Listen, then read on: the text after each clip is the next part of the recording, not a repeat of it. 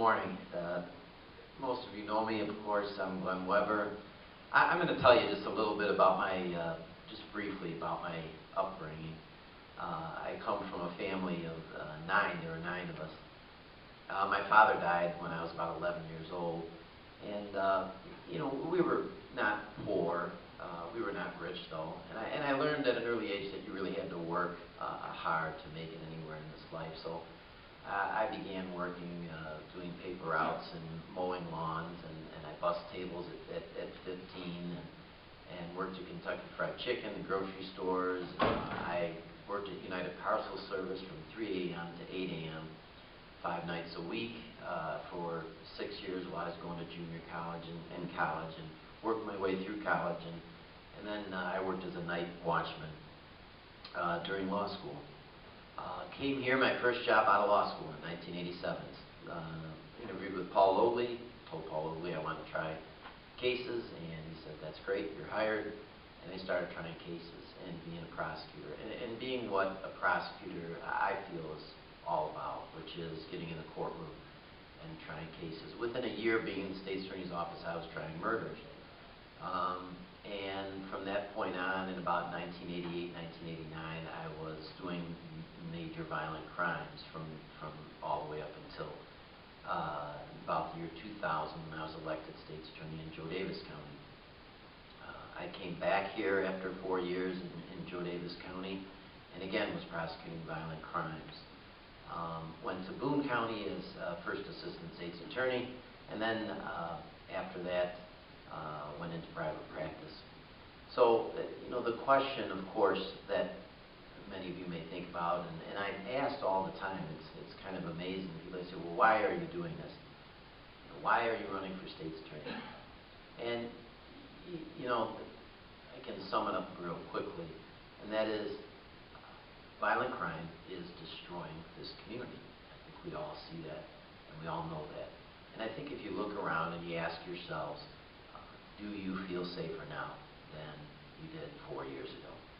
And I can't imagine that there's anybody in Winnebago County that feels safer since the current State's Attorney has taken over.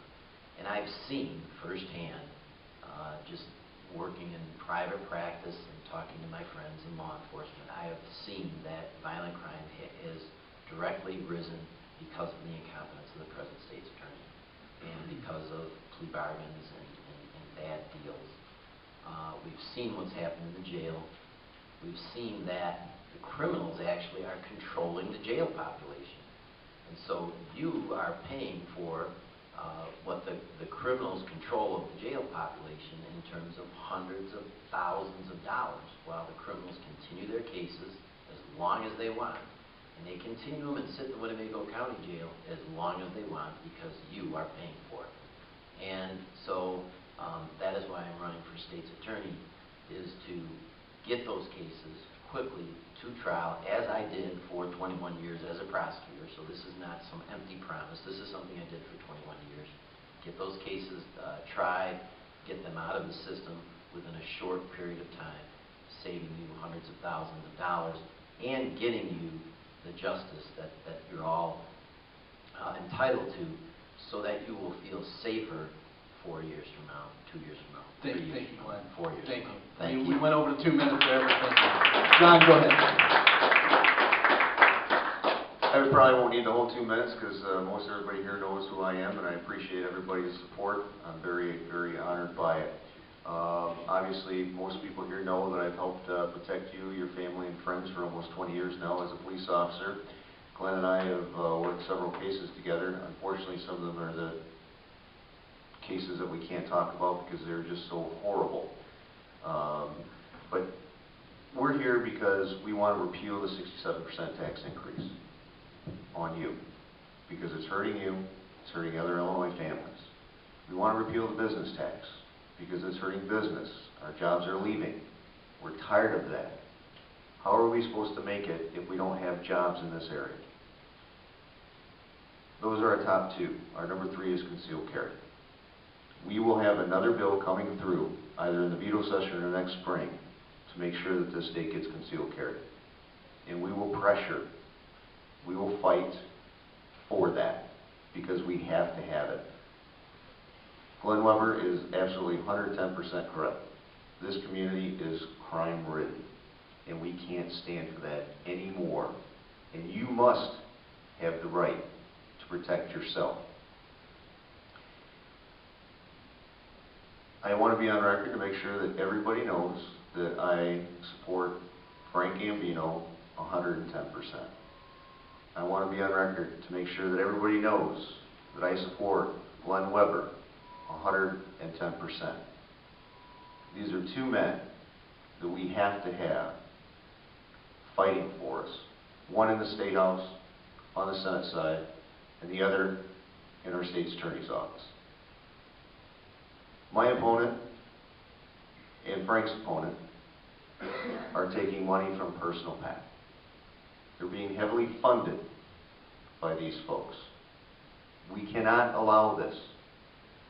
We are both, I believe, 100% for the right for people to live.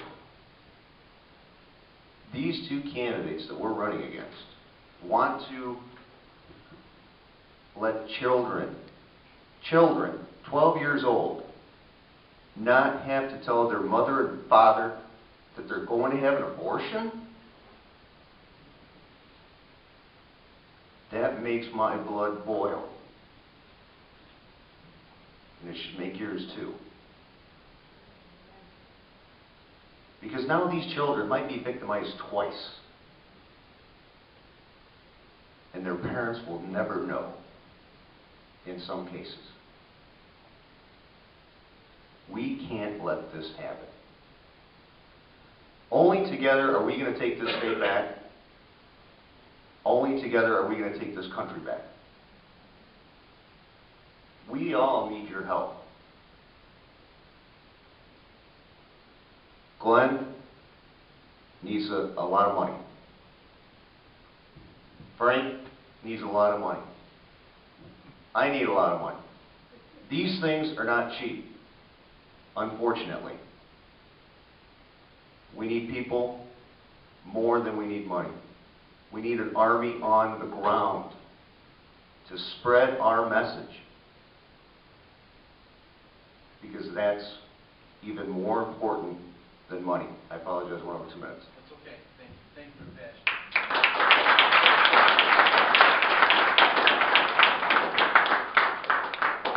And he was only going to be a minute.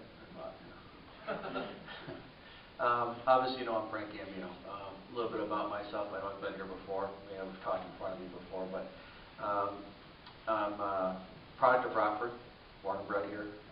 Belong to a family business, a family who's been here for about 100 years now, very close. I'm a product of the Rockford Public School System.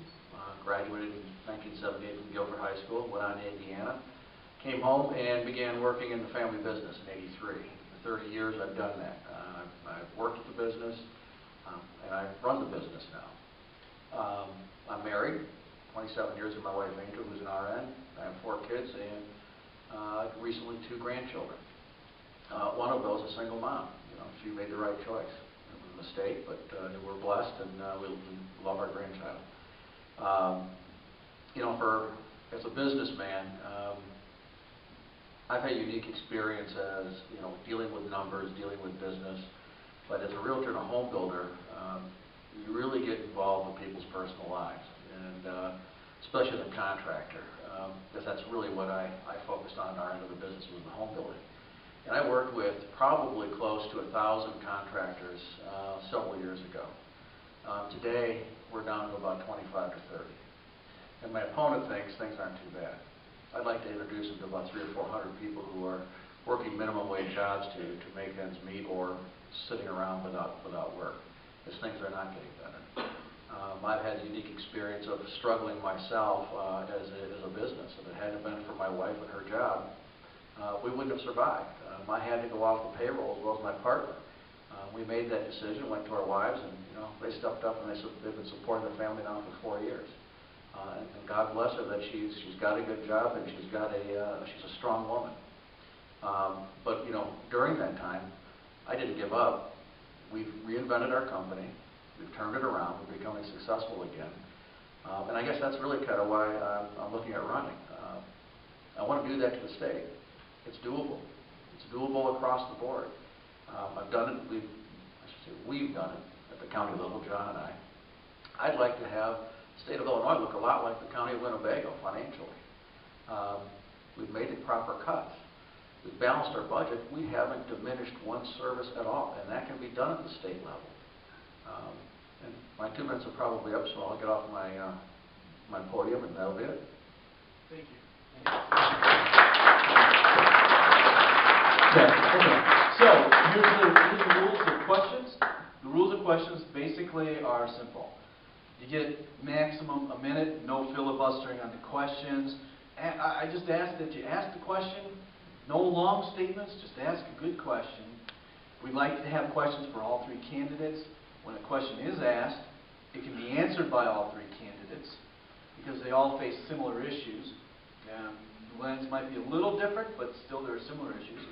And then I'm going to hold the mic while you ask the question, because if you go over a minute, I'm going to yank it. Okay? So is that fair? Okay, so all you got to do is raise your hand, and if you don't get a chance to ask the question, just keep raising it, and I'll find you, okay?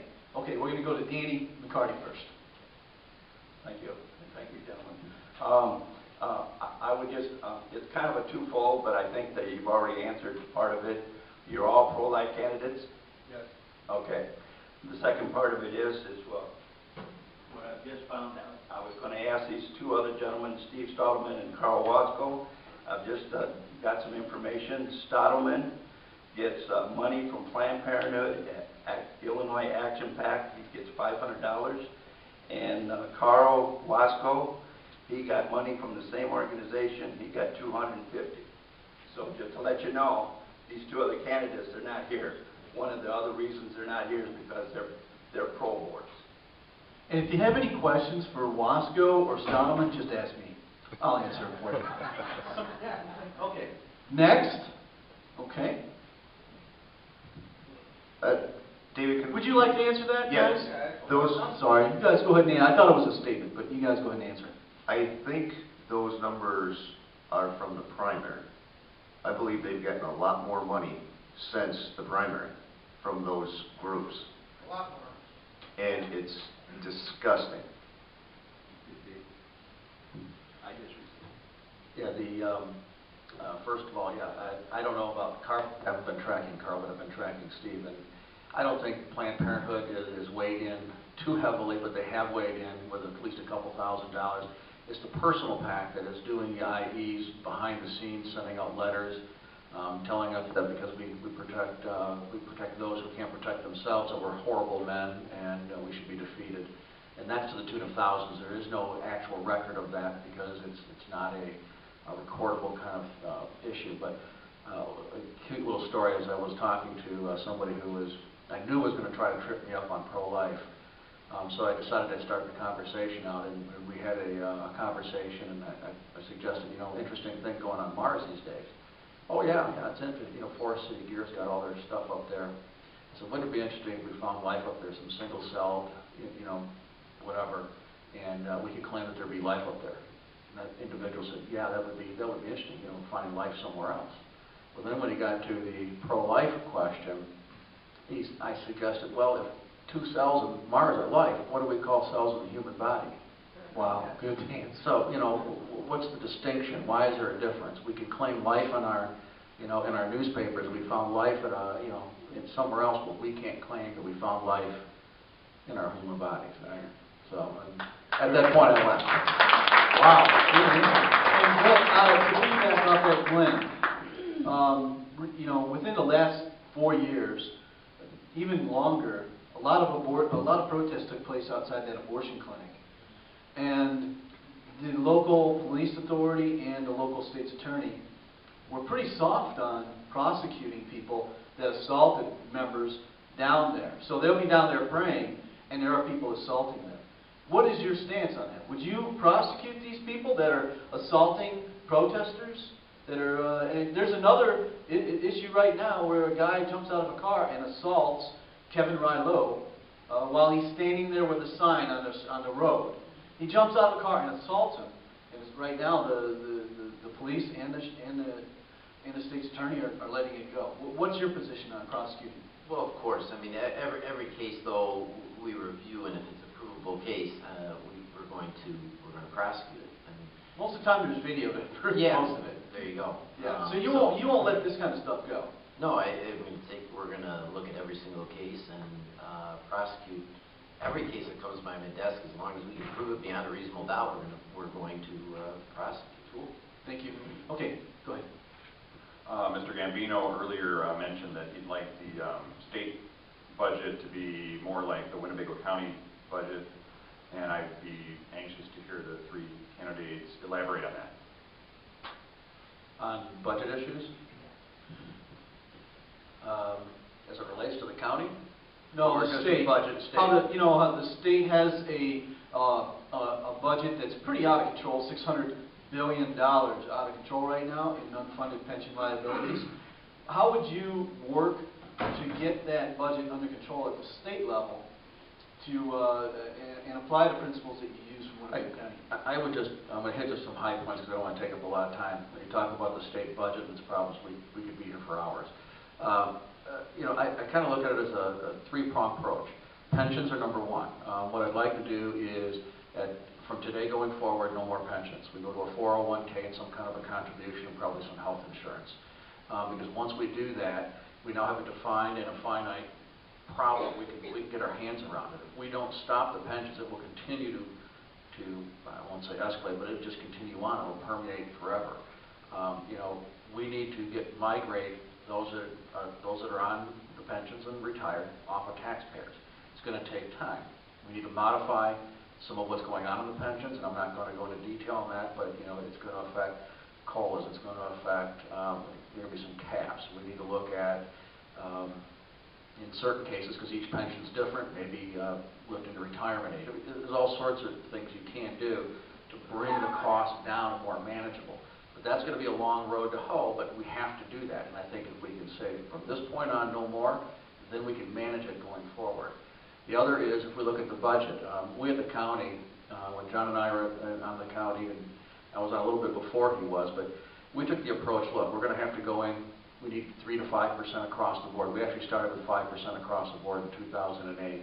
Found out in 2009 it wasn't quite enough, we had to go back again.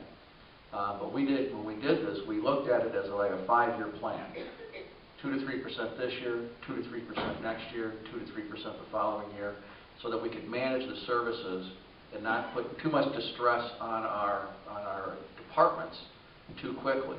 And it's worked. And through that time, there's a lot of things we did at the county, like early retirement programs and buyouts and things to try to help manage that. And at the state level, we need to do that as well. We need to make those cutbacks. We need to look at Medicaid. We have to manage our Medicaid. Medicaid is government-funded health care. Do I say more? It's a wreck. Why should we have more Obamacare? It would just be a wreck. But Medicaid can come under control. What we need to do with Medicaid is we need to standardize and minimize our benefits, because at the state level in Illinois, we're about 3 times the benefit level anywhere else. When you're giving, and I know this firsthand, and I actually researched it so I can make sure I was accurate, we give Medicaid patients they can get in vitro fertilization up to 3 times. You can't get that in private insurance. But we give it to Medicaid people, so that what we do is we pay $12,000 plus for the procedure, and then we birth a baby on Medicaid, and then we continue that baby and more dependence on Medicaid. But we can't give our seniors the medication they want or they need. There are so many unnecessary procedures through the Medicaid system that we can taper it in. We need to get people off of Medicaid that shouldn't be on Medicaid. We need to get those that are getting benefits that don't deserve those benefits off of it. I'm digging into it. There's at least $1 billion in savings if there's not $2 billion. And it just goes on. But that's really what I'm looking at. It's a multifaceted approach. Like I said, 3-pronged. Pensions is the huge one that's sucking our resources dry right now. Thank you, Frank. John, go ahead and answer if you'd like. Well, he's got it down. One thing that I see down there is that these folks down in Springfield, don't think there's a problem. They don't think that there's a problem. And they're not serious about it because it doesn't affect them. It doesn't affect them. So I have been hammered on the point where I said the lawmakers need to be in Springfield until these problems are solved, and they shouldn't be paid for it because it's their fault. It lies squarely in their lap. Of course, then I had another state representative tell me that he needs his paycheck because he's got to pay for his gas to get down there. He's got to pay for his living space down there. Isn't that what they're elected for? Isn't that what their job, what they're supposed to do? They're not going to do that unless we take something away from them. And that's what we need to do. Now, I signed off on the state pension. There's no way I can ever get a state pension. I signed off on the health insurance. There's no way I can ever get the health insurance from the state. Every other single elected official should do the same. And Glenn, could you address budget issues at State's Attorney, please? State's Attorney's Office. And when you're done, then she's going to ask you a question. Sure, yes. In mind, the State's Attorney's position is more on a local level, but what we would do, just to give you a small example, the State's Attorney is making $165,000 a year. His first assistant is making $120,000 a year. His deputy assistant is making $90,000 a year.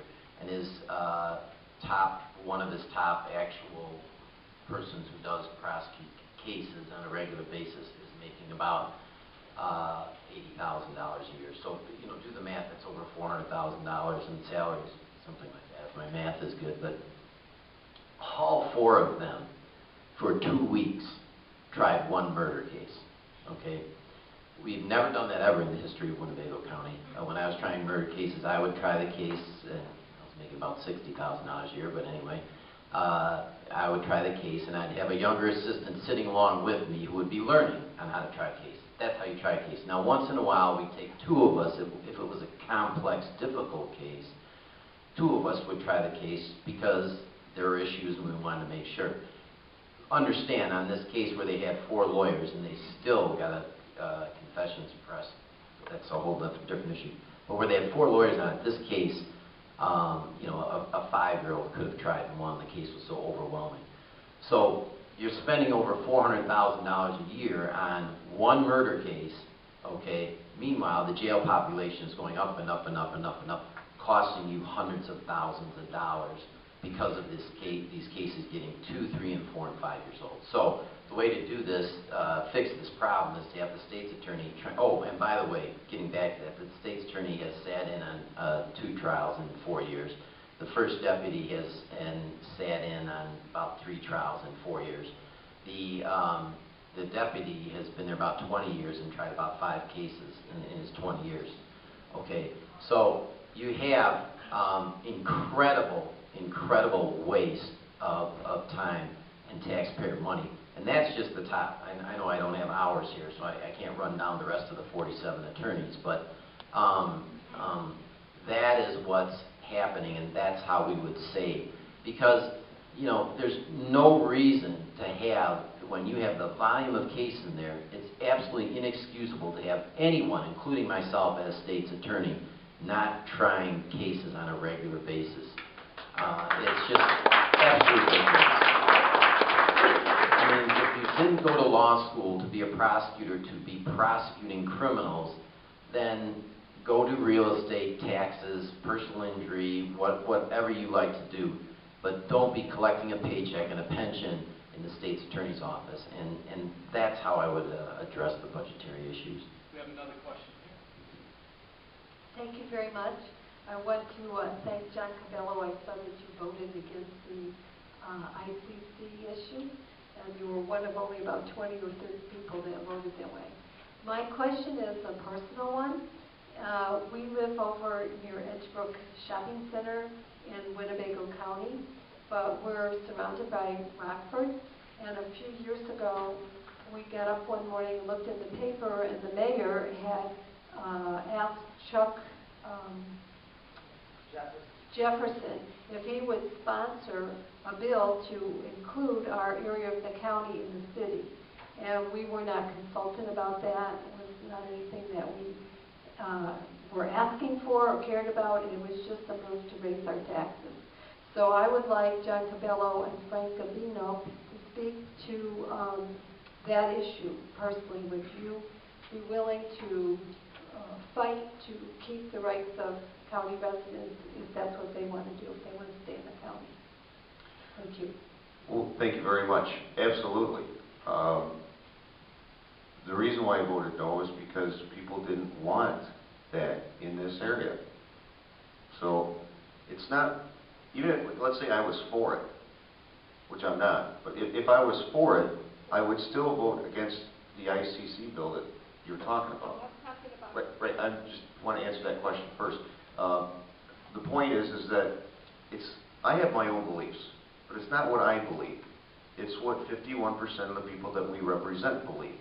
Could you give us a 30-second review of the ICC bill, please? Just 30 seconds. Well, what they wanted to do is they want to, the ICC was right. They are the oversight committee of the regulatory agencies, or the utilities, I'm sorry. And they said, no, you can't, we are lowering the rate that you can charge people. And, well, then their lobbyists get a hold of all the other state representatives and senators and say, we can't stand for this. We're not going to be able to make any more money. We're not going to be able to do this. So then they start threatening by saying, we're not going to build this now, we're not going to do this, we're not going to do this. And, you know, they're getting scared then. The legislators are getting scared because now they're sitting there going, okay, well, now they're not going to donate as much to my campaign. So, in my opinion, it all ties in. I would not support the bill that Chuck Jefferson was supporting because this is the United States of America. If you wanted to live in the city of Rockford, you would move into the city of Rockford. Why would anybody want to move to the city of Rockford with all the high taxes that we have? This county has anywhere between the 5th to the 3rd highest property taxes in the nation. And they want to give us more taxes? And they're taxing us on everything? And they're trying to make sure that the 67% income tax rate is going to stay permanent? We have to fight that. The current law says that, and I don't know this because I've been in the business, but so a little unfair advantage, that a municipality, even if it surrounds and is contiguous to the county or township or something like that, as long as there's 60+ acres, that it takes a 51% majority vote to move into to decide to go be part of the city. What the bill that Mr. Jefferson was asked to do was try to usurp your right to do that, to lower that standard so that you didn't have the right of the vote. Absolutely, I would never support something like that. John's right, this is the United States of America. The majority rules, not the minority. And if you choose to, if you and your group of residents in that pocket choose to remain county, then you should remain county. But you know, that's really what's going on. That is it's a money grab by our mayor right now because he understands that he needs more revenue to help offset certain things, and that's one of the aspects he's doing. He did it to Bradley Heights. They couldn't fight it because they were underneath the 60-acre area. If you'll give me a minute. You got a minute. Yep. And the interesting thing is watch out, because the old rule used to be 60 acres all inclusive of roads and everything else. Well, then the mayor got a little legal standing and said, well, if we take the roads and the right-of-way out, it reduces the acreage down. And now we can come in and take it. That's what happened to Bradley Heights. And I was completely against that because I think it should be outer boundary to outer boundary. So. I got a question before I get out to more audience members, starting with Glenn. You know, we felt that you know, the Constitution of Illinois is strong enough. It says that the right of the people to keep and bear arms shall not be infringed, subject to the police powers.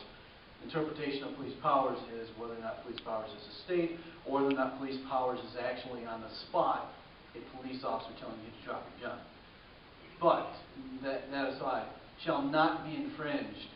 Nobody thinks about that part. Nobody, not shall not be infringed. And the Constitution doesn't say you can only do it in your house. Well, board member here, Shannon and Bob Millsnut, he was threatened with jail because he allegedly had a gun while he was mowing his lawn. Well, when the police showed up, he obviously didn't have the gun, but one of his drug dealer neighbors called, because he lives in a bad area, and said, he's got a gun, and he's in his lawn, he's mowing his lawn. They showed up, and Briscato said, eventually Briscato told him, you can't even have your gun outside of your house on your property. Okay? Now, I don't know where he comes up with that legislation. You know, on the spot kind of legislation, I guess. What's your thought on that? Can we have a gun on our front porch? Can we have a gun on our property? Are you going to prosecute somebody? I mean, if somebody's pistol waving, I'm going to shoot you when they're drunk, fine, understandable. But if I'm carrying a sidearm on my property, it's my property. I should be able to do that without the state's attorney coming down as a dictator and telling me I can't do it. So what is your thoughts on that? Well, the main issue is if you're threatening someone, and well, mowing your lawn is not threatening anybody. Right, I understand. But I mean, if you have it there and you're threatening an individual with it somehow, then that would be a problem. But as long as you're not, it's not a problem. So I'm not sure quite frankly, what the issue was there. If he was not threatening anybody and he had his weapon on his property, I don't think I agree with that interpretation of it. And I'm not sure why anyone would be in business of threatening him, you know, to send him to jail. But well, Briscato said he would, you know, he didn't like the idea that he even had the gun outside of the door. Well, and I made that point. I've been trying to make that point about Mr. Briscato, and actually we have a flyer out here. And one of the things, because he has stated that he's for concealed carry, but one of the things that I've brought up is that he's actually for registration, and has been quoted on the radio saying, I like the idea of registering weapons. I really do. Gives us a better ability, understanding who has weapons and where they are. Right. I think it is a great tool for us to have. I don't think that anybody who is a lawful owner of a weapon is going to mind that. So that's the problem, and the only thing I can say to you is just the overall philosophy of myself and my opponent in this election. I like guns, I own guns, I shoot guns. My opponent is all I say. Just to belabor the point a little bit, and I hope you don't mind. The container carry law. We have a container carry law in the state. What if somebody's carrying a container? I mean, is it going to be a situation where you have the police officer make a phone call quick to a district attorney? Or is there going to be a, hey, police officers, please, you don't need to go arresting people for carrying a container? I mean, how would you approach that? Well, what I did as a prosecutor, we had ongoing discussions, our assistants did, you know, with the police. And we would go to their roll call sometimes, and we would have discussions about ongoing case law and new legislation. For example, if concealed carry was to pass, we would have to have a quick seminar with the police on, okay, this is what the new law means. So, one of the reasons I'm so heavily supported by the police is because of, for all those years, that we had such an open line of communication. And we would reinstitute what we had in the 90s, which was felony review process, so that a police officer would call the state's attorney's office, call an assistant state's attorney when there's a felony committed, and review the case. And then we would make a charging decision, if we can, of course, at that particular time. So that's another thing that would be a large difference between myself and my So opponent. Briscato just does a blanket charge and boom. Well, yeah, they don't really even have a felony review process. It's just kind of arrest them, throw it on my desk, and then, for example, a murder case where they had a videotape confession, the police called over, said, hey, we got a videotape confession. Well, I don't have time to review it right now, cut him loose. So the killer was cut loose and took off to Mexico. Oh, So Briscato did that? yes. See, that's Yes. who our state's attorney is, and that makes me mad. Unfortunately, that's not the only one. There are several others that need to be charged, and they haven't charged them. That's why I don't stand behind Glen Weber. I stand with him. And just to belabor this final point on concealed carry, I apologize to the audience for hogging this time. For John and for Frank, may issue or shall issue? Please tell us what you think of that may issue versus shall issue. May issue being, we might give it to you if you can give us a good reason. Shall issue is, the law says that you get to carry a firearm if you meet these requirements. We're going to issue that to you. What are you guys' thoughts on that? Well, again, concealed carry is the third most important thing in our platform. So we will. We're going to do everything that we can to make sure that it happens. If not in the veto session, in the spring session. No question about it. And the veto session takes place when? November 26th through the 28th, and then also from December 4th through the 7th. So you would support a shall issue then? No. What would you support? Yes, absolutely. You have to be able to have it. Okay, so And I'm not going to just vote yes. We're going to sponsor or co-sponsor. right. So you would go above and beyond just supporting. You'd go after a shall issue. Okay. Absolutely. And Frank? Well, if anybody's seen the tape, yes, shall. Right. You know, my opponent and I got into this discussion, not only in the video, but on, I think it was ROK. And again, like, we'll say exactly like Mr. Briscoe, but it's that Democrat mind. You know, I think it'd be a good thing to have people trained. If people are trained okay, I guess I'm okay with it, instead of saying no. It's a Second Amendment right, we shall have it, and obviously we shall make sure that those that are carrying are trained appropriately. That's not an issue. But yeah, he won't make that statement, but he will tell you that I'm for concealed carry. I can look at it, but Yeah, and if you saw my video, he wouldn't answer the question, and neither would Carl Wasco in the video. Carl Wasco refused to answer whether or not he's for a shall or a will, or a may issue. Go ahead, John. Now, we have to be careful. I will not vote for the bill if it says that they have to be registered. Okay.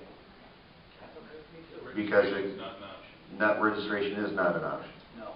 Yeah. And a bunch of Chicago Democrats got together and said, if you will give up your quote-unquote your assault rifles, which there's no such thing as an assault rifle, it's a sport weapon. If you'll give up your assault rifles and let us ban it, we'll give you concealed carry. This was a South Side Democrat that said this. Do you also know that the aldermen in the city of Chicago can conceal carry? But they say that their citizens can't even own guns? So what they're saying is, we're up here, you're down there. We'll take care of it. You guys just don't worry about it. Absolutely. Just so everybody knows, container carry is there. If you have a container that you have the firearm in the container unloaded, and the unloaded clip is in another portion of the container that is separate from the portion where the firearm is located. And I'll show you an example of container carry. This is an example. This doesn't have a gun in it, but it's got 3 places. It's got this spot right here where you can put whatever, and it's got other spots over here where you can zip them. It's got to be a closed container. It doesn't have to be locked, just a closed container. So you can have it all in the same thing, and it's called a container carry. You can have that in your car. Okay? Yeah, Darren. The state law, I've read it, it says like if you're going to the range, you got your gun case. You can have the ammo in the gun case with the gun, but the ammo cannot be for the load. Right. The magazine's got to be separate It can't be in the same container. It can be in the same container, but it's got to be unloaded from the gun. Right. Okay, so that's container carry. And then, of course, the Second Amendment of the United States Constitution says, a well-regulated militia being necessary to the security of a free state, the right of the, and then comma, which offsets it as another clause, the right of the people to keep and bear arms, comma, shall not be infringed. So, two things shall not be infringed: well-regulated militia and a right to keep and bear arms. Neither one of those should be infringed according to the United States Constitution. So anyways, I just wanted to make the point of concealed carry. And you know, the Tea Party from day one has been about the Constitution. Limited government, limited taxation, constitutional integrity. Focused on that Constitution. Who's got a question? Oh, I am so sorry. Yes, you were. One, two, three. You go. Question is for Mr. Gambino.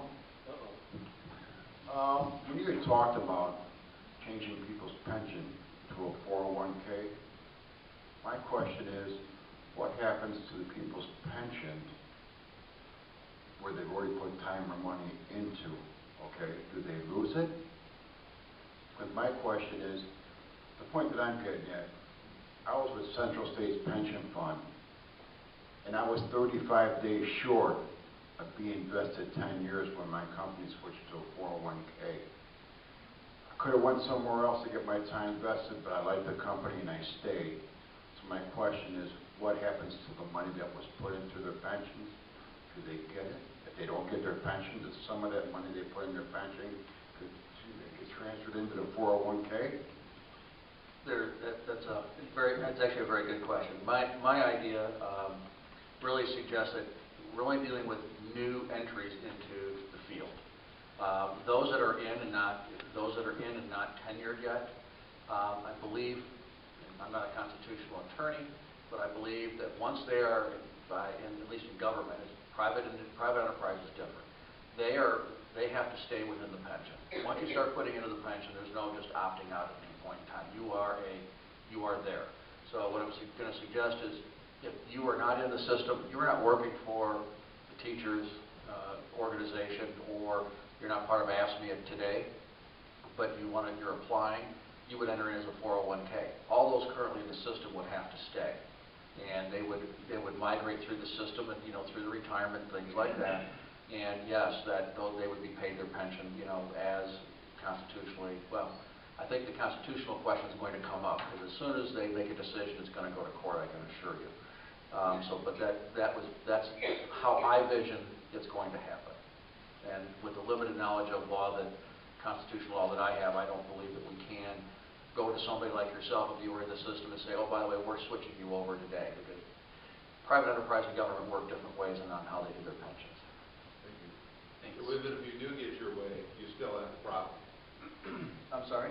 Even if you do get your way with the 401k, you still have unfunded pension problems. How are you going to deal with that? I think that's the question. Well, now, what do you want to do tomorrow? How are you going to fix the problem you have today? Well, absolutely. My statement is actually right on, because part of the solution is stopping what we're doing, stopping the madness. If you don't stop the madness and go to a 401k, it perpetuates itself. It just continually goes. Now, to answer your question, now that we have a finite understanding, we have, let's say, 100,000 people in a system getting pensions. They're either retired, they're working, or they're working and not tenured. Then we have to start modifying that program. I think I've tried to make that clear, but we have to go in and modify the current employees. We have to go look at retired employees. What can we do there?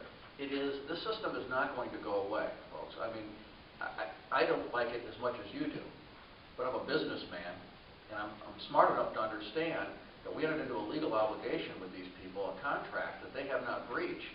The state has breached the contract. When it gets into a court of law, it's not going to bode well for the state of Illinois. The laws are going to uphold certain parts. So what we have to do, the state is obligated to fulfill the pension requirements. Correct. How are you going to do that? Well, we're going to have to raise our taxes or what? Well, no. What my suggestion is, we need to go in and let's look at the current employees right now. You can't cut their plan.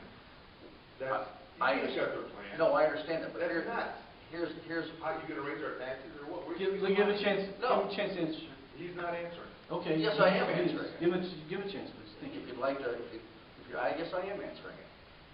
What you need to do is you need to sit down with the unions, and I think, you know what, they understand it as well as anybody else. If we don't do something, this system will crash.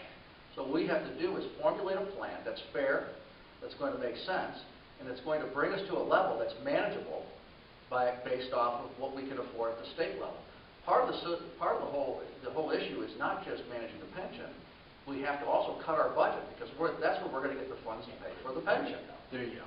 We have to grow our revenues so we can have additional revenues to pay for our pension. This isn't going away overnight. This is going to be a 30-year process, but we have to get to a manageable level. Now, if the unions don't want to do that, then I don't have that answer for you. I don't know. I am opposed to raising taxes. I will fight anything that will raise the taxes. But that's going to have to be the game plan, I think, for both sides of the aisle. There's going to have to be compromise. And I hate to do this. We got two more people that want to ask questions. So let me get to these two people and just give you a quick Tea Party answer to that, okay? The Tea Party answer to that is what he's just said at the end there. Although he's not a Tea Party candidate, none of the guys are Tea Party candidates. They're all here because they want to address Tea Party people. You got to cut the budget. The first thing is you got to get a hold of that budget. But then you start trickling people off and into a 401k. But then you have to ask yourself this question. For the last 12 years, we've been facing this. Who has been running the state? You know who's run the state the last 30 years? Mike Madigan has been the Speaker of the House for 30 years, except for 2 years, 1 2-year term. He has been the Speaker of the House. We fund $4 billion a year. I hate to do this, but $4 billion a year we fund illegally present foreign nationals. Every year, $4 billion. We've got the money, but once you get a hold of business and you kill business, you don't have money coming in anymore. And you got to raise taxes on everybody else. So you got to get business restarted, which is what he said. Get it restarted, get the revenues coming back in, and cut the budget. And that's basically what I heard him say. So, anyways, Darren, you have the next, and then I'm going to give you the last question here. And then you guys get closing statements. Thank you for showing up, gentlemen. My question goes to Mr. Weber. When you do get in office,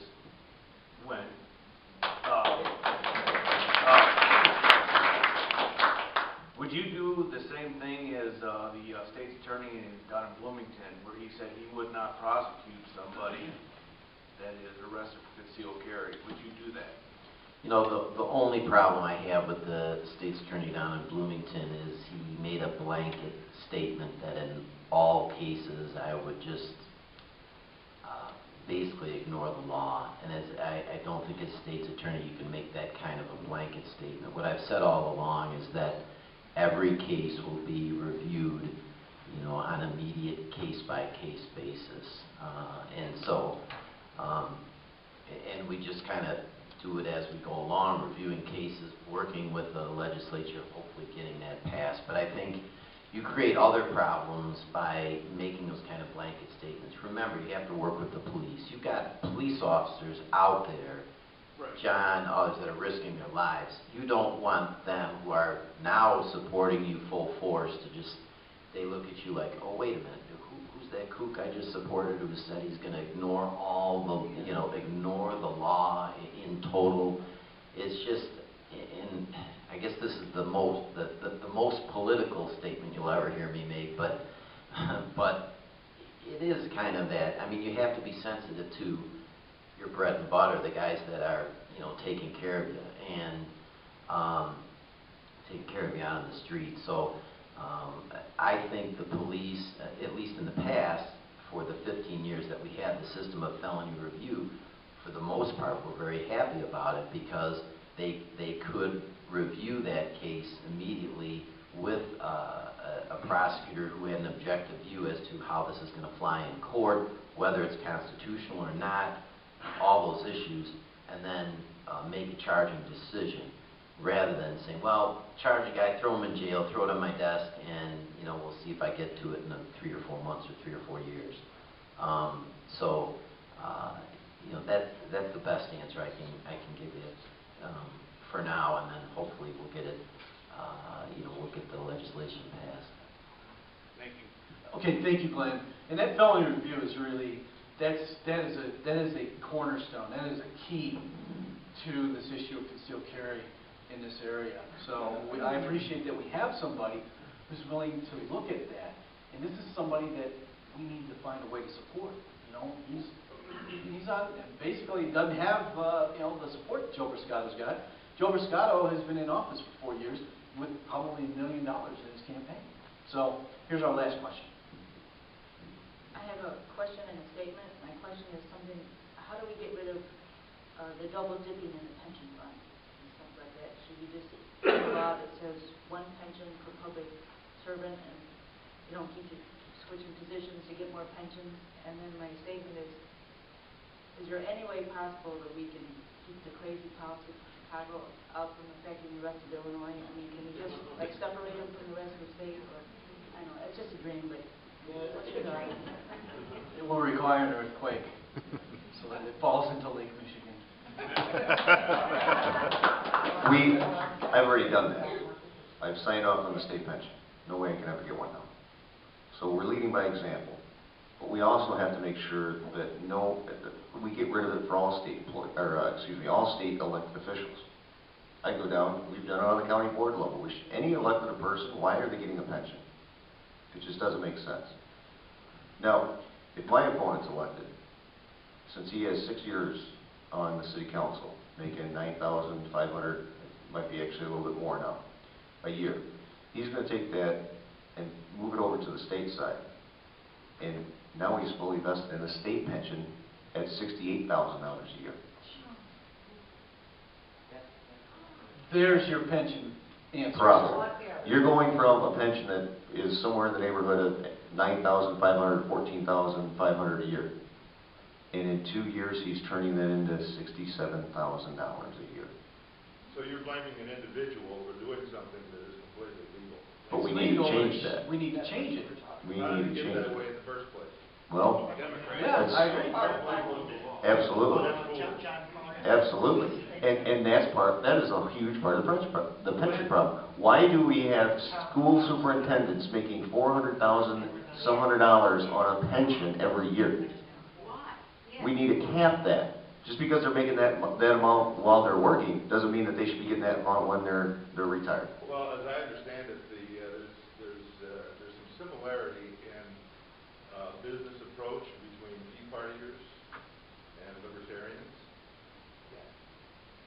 The mutually agreed to contract is sacrosanct.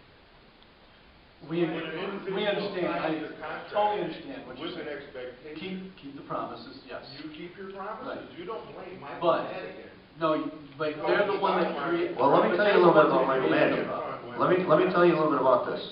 If you don't know the process, Michael Madigan doesn't have to bring up a bill. He can make sure that it stays in the committee and dies.